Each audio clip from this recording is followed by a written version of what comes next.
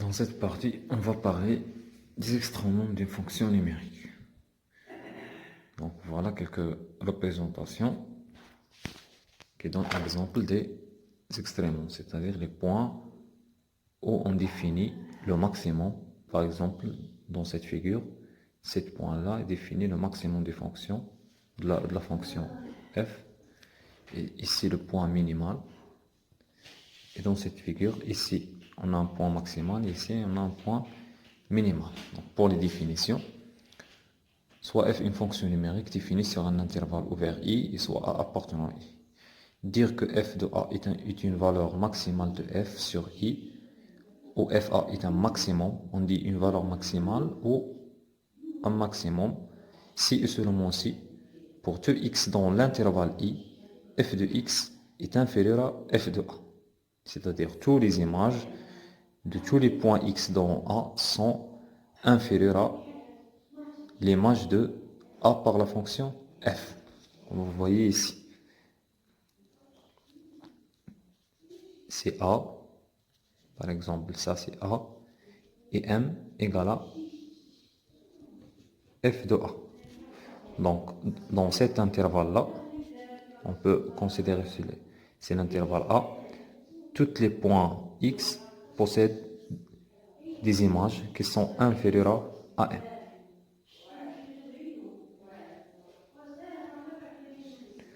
Voilà, c'est ça la signification du point maximal. Toutes les projections sur l'axe des ordonnées qui donnent les f de x sont inférieures à f de a. Dire que f de a est une valeur minimale ou bien un minimum, si et seulement si, pour tout x dans i, f de x supérieur à f de a, c'est-à-dire f de a est inférieur à toutes les images de x par la fonction f. Donc ici c'est le a, le petit m c'est le f de a, et si on fait la projection, toutes les projections sur l'axe des ordonnées donnent des f de x qui sont supérieurs à f de a. Exemple, soit f une fonction telle que f de x égale à 5x carré plus 3. On remarque que pour tout x dans R, x carré est positif. En multipliant par 5, ça reste toujours positif. En ajoutant 3, ici, je procède pour, à la fin, obtenir l'expression de la fonction f de x. Donc 5x carré plus 3, c'est f de x. Et 3, si on remarque, c'est l'image de 0 par f. f de 0, c'est 3. Donc f de x supérieur à f de 0, pour tout x dans R. Pour tout x appartenant à R. Donc f de 0 est une valeur minimale de f sur R. Soit j'ai une fonction telle que gx égale à moins 4x carré plus 1. Donc pour tout x, on a x carré supérieur à 0. Moins 4x carré est inférieur à 0 parce qu'on a fait la multiplication par un nombre négatif. En ajoutant 1, on obtient l'expression de la fonction f, donc c'est g, donc c'est g de x inférieur à 1, et on remarque que g de 0 c'est 1, donc g de x inférieur à g de 0. Donc on peut conclure que g de 0 est une valeur maximale de g sur R. Donc c'est une propriété qui caractérise le point maximal et le point minimal. Soit f une fonction numérique définie sur un intervalle i de type AB, et soit c un point dans i. Donc si f est croissante sur AC, voilà. Donc si f est croissante sur AC et décroissante sur CB, alors fc est une valeur maximale. Donc je vais expliquer dans le tableau. Donc ici, si f est croissante sur l'intervalle AC et décroissante sur l'intervalle PC, on remarque que f il croît vers ce point et d'après 2 points il va décroître. Donc fc c'est un point, c'est une valeur maximale. Donc la valeur minimale est donnée par l'autre caractérisation. Si f est décroissante sur AC et croissante sur CB, alors fc est une valeur minimale de f sur i. Donc les valeurs maximales ou minimales sont caractérisées si la fonction change de variation dans à cet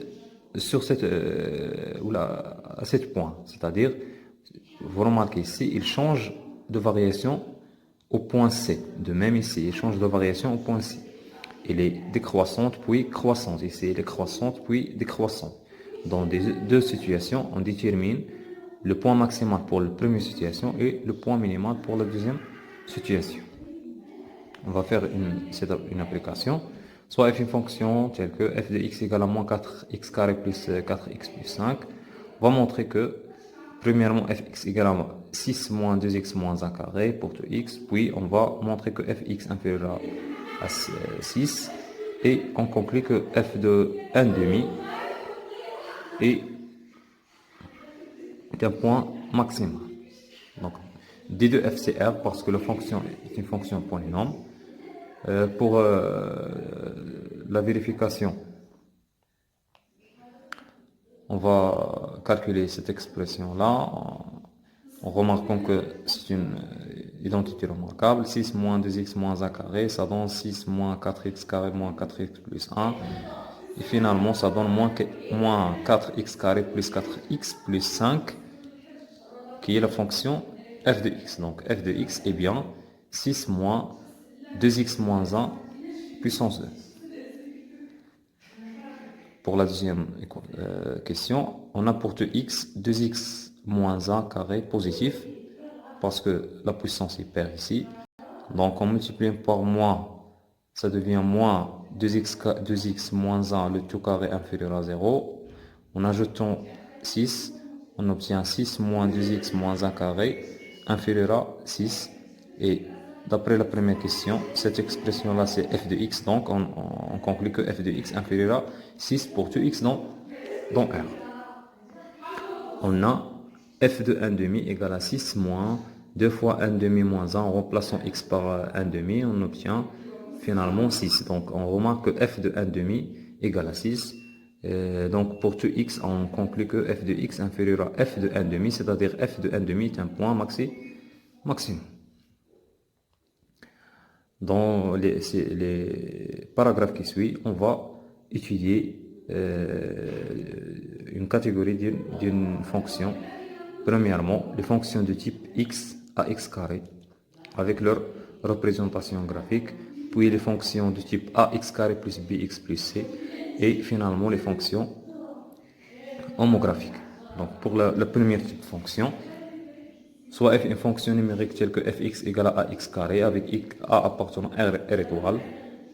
Donc a normalement doit être différent de 0 parce que si a égale à 0, on aura f de x égale à 0. Donc rien à étudier. C'est pour cela qu'on a imposé que a est différent de 0. Première question, ou bien première remarque, f est une fonction polynôme. Donc son domaine de définition c'est R. R est centré. Reste à vérifier la parité. F de moins x égale à a moins x carré, c'est ax carré. Donc f de moins x égale à f de x. Donc cette fonction elle est paire. La conclusion, f est une fonction paire, donc il suffit d'étudier la monotonie sur l'intervalle 0 plus l'infini. Soit x1, x2 tel que x1 différent de x2. On va calculer le taux de variation. Donc le tx1, x2 c'est f x1 moins fx2 sur x1 moins x2, c'est ax1 carré moins ax2 carré facteur, sur x1 moins x2. Donc c'est a x1 moins x2 facteur de x2 de x1 plus x2 sur x1 moins x2. En simplifiant par x1 moins x2, on obtient finalement a facteur de x1 plus x2. Donc il ne faut pas oublier que x1 et x2 sont dans 0 plus l'infini, c'est-à-dire cette somme est positive. Premier cas, CA est positif. Donc x1 appartenant 0 plus l'infini signifie que x1 est positif. De même pour x2. Donc les deux réels x1 et x2 sont positifs. Leur somme reste positive. Et puisque x1 différent de x2 on conclut que x1 plus x2 supérieur strictement à 0. Et puisque a est strictement positif, donc a multiplié par x1, x2, qui est le taux de variation, et il est strictement positif sur 0 plus l'infini. Et alors f est strictement croissante sur 0 plus l'infini. Et puisque f est une fonction paire, alors f est strictement décroissante sur son symétrique qui est moins l'infini 0. Donc f est strictement croissante ici et strictement,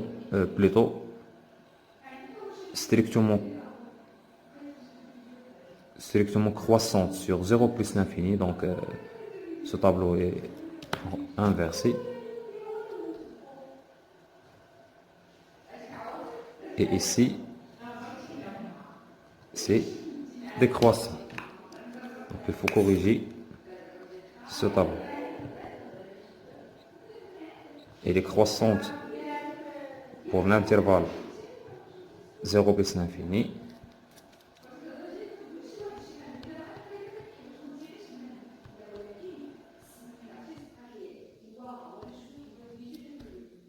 Et elle est décroissante dans l'intervalle moins l'infini 0 et croissante dans l'intervalle 0 plus l'infini. Si vous remarquez, on a appliqué la propriété qui lie la parité avec la variation. On a étudié la variation seulement sur l'intervalle 0 plus l'infini et on a conclu dans l'intervalle moins l'infini 0 grâce à la parité de la fonction ax carré.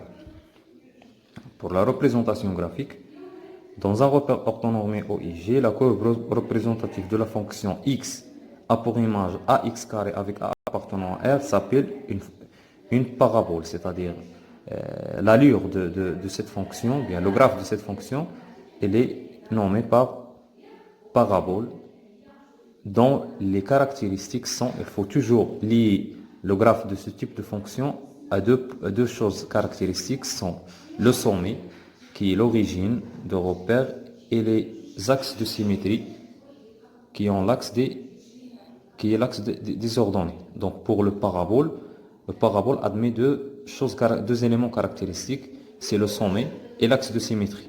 Le sommet, pour cette situation, c'est le point origine, et l'axe de symétrie, c'est l'axe des ordonnées. Donc, voilà les représentations, les exemples. C'est A positif. Donc, voilà l'allure parabolique. On le dessine de cette manière. Voilà. Et CA négatif, on aura l'inverse. Bon. Voilà un exemple. Considère fx égale à 1 demi x carré. Donc, df égale à r toujours. On a a égale à 1 demi, il est positif. Donc, directement, on peut conclure le tableau de variation. Il est croissant pour l'intervalle 0 plus l'infini. Il est croissant pour l'intervalle moins l'infini 0. Et pour le dessin, on peut donner quelques points pour bien tracer l'allure. Donc je trace seulement 4 points. On sait que f de 0 égale à 0, f de 1 c'est 1 demi, f de 2 c'est 2, f de 3 c'est 9 sur 2. Puis je conclue sur l'autre côté. Donc je trace, je représente le point 0, puis le point 1, 1 demi, le point 2, 2 et le point 3 c'est 9 sur 3. Et par symétrie par rapport à l'axe des ordonnées, je représente les autres points et puis j'essaie de faire la graphe. Soit f une fonction telle que f de x égale à moins 1 demi x carré. Dans cette situation, le a il est négatif, donc le tableau il est inversé, c'est-à-dire croissante dans l'intervalle moins l'infini 0, décroissante dans l'intervalle 0 plus l'infini. De même, je donne quelques points pour faire la représentation. Je fais la représentation pour l'intervalle 0 plus l'infini, puis par symétrie, je donne le reste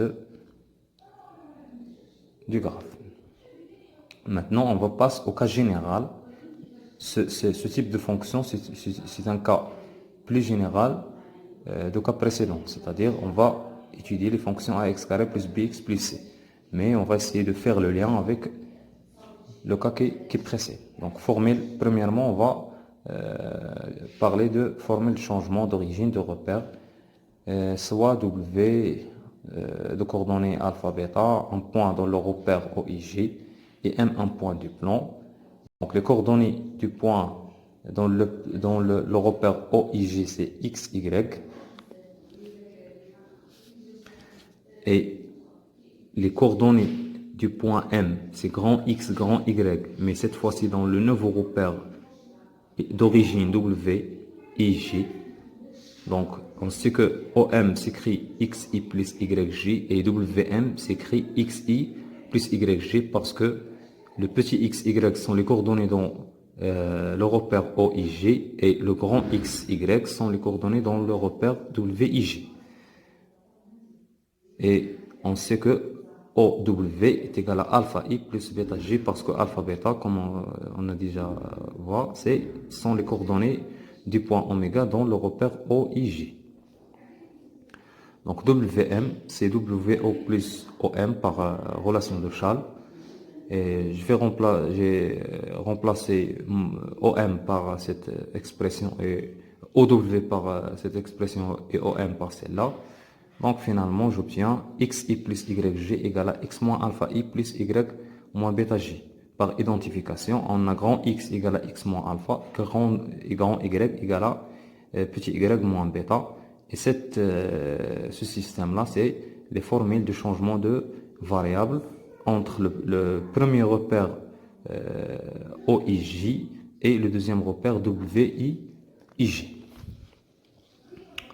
Donc, pour l'étude de cette fonction, on se donne dans cette propriété la forme canonique, c'est-à-dire l'écriture qui simplifie l'étude et la représentation graphique des fonctions du type ax carré plus bx plus c. Pour une fonction f telle que fx égale à ax carré plus bx plus c, avec a différent de 0, a appartenant à R étoile et b et r sont dans R, on a f est une fonction polynôme, donc df égale à R. Pour tout réel x, on peut écrire f sous la forme suivante, fx égale à a, facteur de x plus b sur 2a au carré moins delta sur 2a avec delta égale à b carré moins 4ac. Cette forme s'appelle la forme canonique de la fonction f. Si on pose alpha égale à moins b sur 2a, cette expression, et bêta égale à moins delta sur 4a, celle-là, alors fx égale a facteur de x moins alpha carré plus bêta. Ici on a un 2, un 4. Donc l'écriture de f devient, avec ce changement de variable, a facteur de x moins alpha carré plus bêta. On a fx égale à y. Si on pose grand y égale à y moins bêta, avec le changement variable qu'on a déjà parlé, et x égale à petit x moins alpha, avec w de coordonnées alpha bêta, alors dans le repère WIJ, la courbe CF de f est l'équation y égale à grand y égale à grand x carré, c'est-à-dire on se ramène à l'équation de cas précédent qu'on a déjà parlé et donné le graphe, c'est-à-dire en d'autres termes. C'est une parabole de sommet W maintenant, et son axe de symétrie, c'est l'axe des ordonnées, mais dans le nouveau repère WIJ. Dans le repère OIJ, la courbe CF, c'est une parabole de sommet W avec les coordonnées alpha bêta, et d'axe de symétrie, la droite d'équation x égale à alpha. Donc le tableau de variation dans les deux cas, c'est A positif. La fonction, elle est croissante dans l'intervalle alpha plus l'infini et décroissante dans l'intervalle moins l'infini alpha. Le cas A inférieur à 0, c'est dans l'intervalle moins l'infini A, la fonction est décroissante, et dans l'intervalle A plus l'infini, la fonction elle est décroissante. Donc on va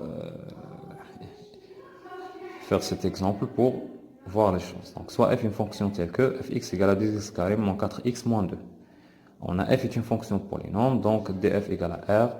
On a a égale à 2, b égale à moins 4 et c égale à moins 2. Donc alpha, c'est moins b sur 2a, d'après ce qu'on a déjà écrit dans le cours. Donc c'est moins 4 sur 2 fois 2, c'est 4 sur 4, c'est 1. Donc alpha égale à 1. Bêta, c'est moins delta sur 4a. Donc finalement, c'est moins 4. Donc alpha, bêta sont les coordonnées du point W. Donc pour tout x appartenant à R, on peut écrire f sous la forme fx égale à a facteur de x plus b sur 2a carré moins delta sur 2 sur 4a, toujours. Donc c'est 2 facteurs de x moins 1 parce que moins b sur 2a c'est alpha et delta sur 4a c'est bêta. Donc finalement c'est 2 facteurs de x moins a carré moins 4.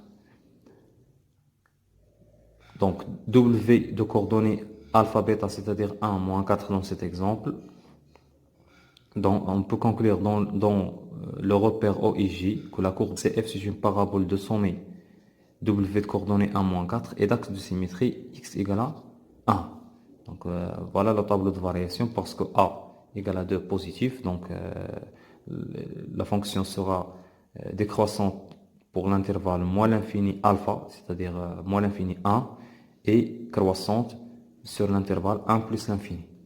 Donc pour la représentation, voilà le repère OIJ et voilà le repère WIJ. Et je fais les dessins. C'est une parabole de sommet W et d'axe de symétrie x égale à 1. Deuxième exemple, soit j'ai la fonction gx telle que gx égale à moins 1 sur 2 x carré plus 2x plus 1. On a g est une fonction polynôme, donc dg égale à r, comme vous voyez. Ici le a c'est moins 1 demi, b c'est 2 et c c'est a. Donc alpha égale à moins b sur 2a, toujours après calcul c'est 2. De même, bêta c'est 3 après calcul. Donc les coordonnées de w c'est 2 et 3. Donc directement, on peut écrire G par la forme canonique. C'est la forme canonique, c'est a facteur de x plus b sur 2a carré moins delta sur 4a. En remplaçant a par moins 1 demi et moins b sur 2a, c'est alpha par 2 et bêta, c'est moins delta sur 4a, c'est 3. Donc les coordonnées, plutôt c'est moins 3. Donc W de coordonnées de 3, c'est le sommet de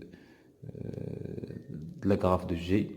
Dans le repère OIJ, la courbe CG, c'est une parabole de sommet W de coordonnées de 3 et d'axe de symétrie, la droite x égale à 2, A égale à moins 1 demi négatif. Donc le tableau de variation,